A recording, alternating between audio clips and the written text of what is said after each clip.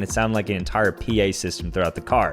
To truly put this to the test, I wanted to take us to the most crowded place in New York City, Times Square. So we headed over there. So we arrived in Times Square, and George so graciously opened up the car door and then accompanied me exactly next to my right hip for basically the entire time. I felt very protected walking with him on the streets. So we're heading to the M&M store because we think it's gonna be some mayhem there. Actually, so my second day of school, because I went to school in New York, there was somebody I was with actually got pickpocketed, and they got pickpocketed by one of those characters, the Elmo, right here. Yes. Beware for Elmo. All right, we're gonna go into a very high foot traffic area, the M&M store. And I think he asked her something along the lines of, is there any active threats I should be worried about? So I think that's some code that security talks with each other about. When I walked out, he was right there protecting me. So I was curious to see if George could ultimately protect me during this difficult time when we were passing these abhorrent people.